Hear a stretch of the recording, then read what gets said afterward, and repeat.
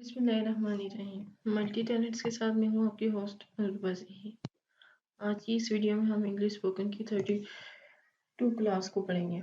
और आपको पता है कि लास्ट वीडियो में हमने जो है ना ग्रामर स्टार्ट की थी, मतलब 31st क्लास में हमने ग्रामर स्टार्ट की थी। तो उसमें हमने देखा था कि ग्रामर होती क्या है, किसी भी लैंग्वेज के लिए ग्रामर के क्या मीनिंग होते हैं, ग्रामर को हम कैसे देखते हैं किसी भी लैंग्वेज के लिए, सिर्फ इंग्लिश के लिए नहीं, और जितनी भी ज़ुबानें हर जो ज़ुबान किसी भी मुल्क में बोली जाती है उसकी एक स्पेसिफिक ग्रामर होती है। तो हमने वो देखा था। उसमें हमने सबसे इम्पोर्टेंट बात जो डिस्कस की थी वो ये थी कि जो ग्रामर है ना वो रूल्स नहीं है।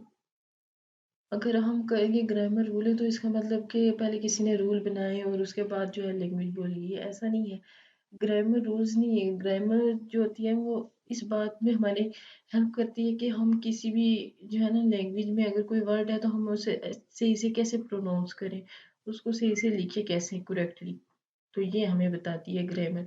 ग्रामर रूल्स नहीं होते किसी भी लैंग्वेज के। तो हमने इंग्लिश ग्रामर के बारे में लास्ट वीडियो में पढ़ा था, तो उसमें हमने देखा था कि ग्रामर जो होती है ना वो हमें करेक्ट वर्ड लिखने में और प्रोनाउंस करने में हेल्पफुल होती है।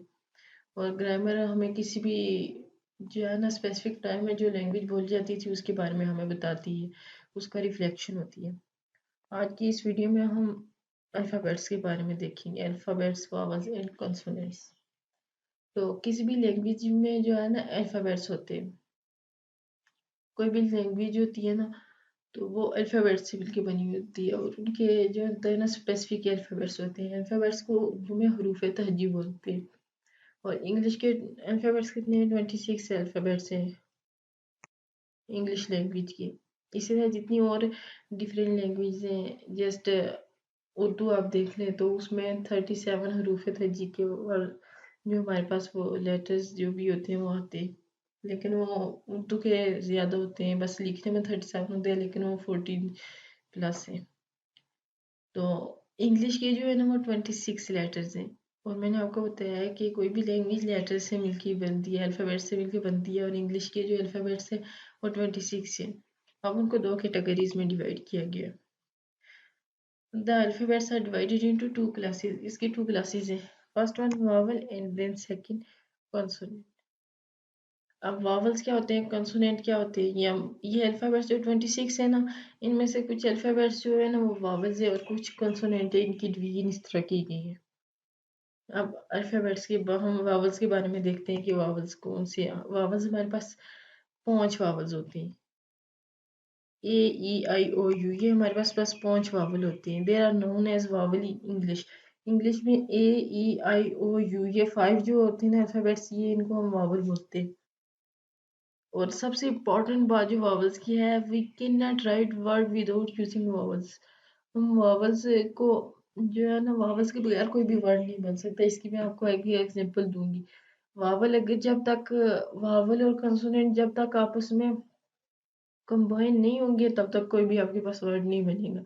तो अगर जब तक हम वावल नहीं किसी भी वर्ड में ऐड करेंगे तब तक हमारा वर्ड कंप्लीट ही नहीं होगा, वो कोई सेंस ही नहीं हमारे पास बनाएगा। तो वावल मस्ट होता है किसी भी वर्ड में, ये बात आपने याद रखनी है। अब मैंने आपको बताया कि अल्फ़ाबेट्स कितने हैं? 26 में से 5 जो है ना वो वावल्स है, और उन 26 में से 5 वावल्स हैं, तो उन 5 को निकाल के जो पीछे 21 बचते हैं वो सारे क्या हैं? कॉन्सोनेंट्स हैं।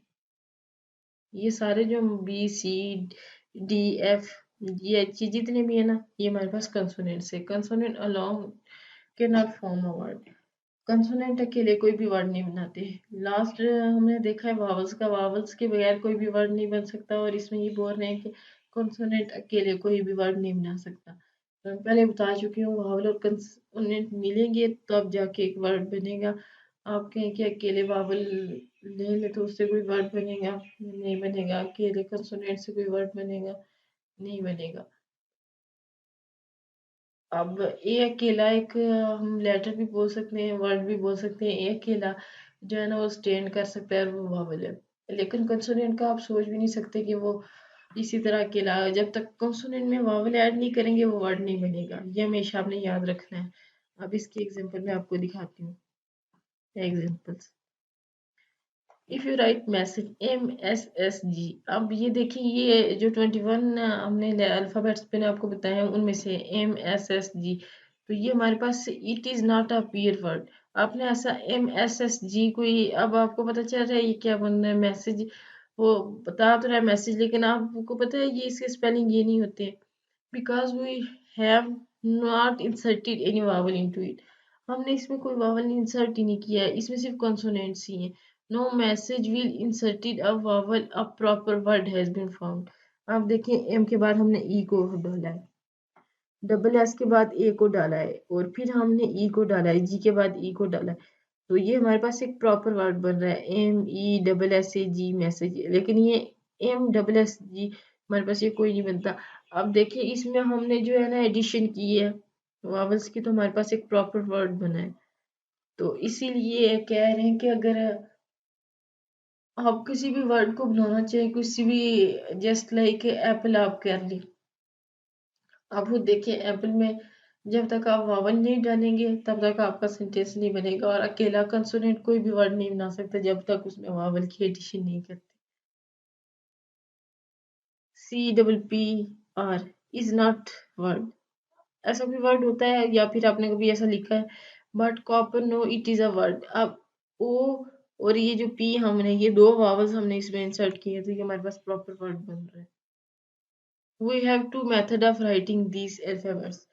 अब जो हमारे पास 26 टोटल जो अल्फाबेट्स हैं उनको लिखने के हमारे पास टू मेथड्स होते हैं। एक कैपिटल लेटर केस होता है, जस्ट लाइक ABCD, या हम कैपिटल लेटर्स में लिखते हैं। एक हमारे पास ये है और दूसरा स्मॉल लेटर में है ABCD।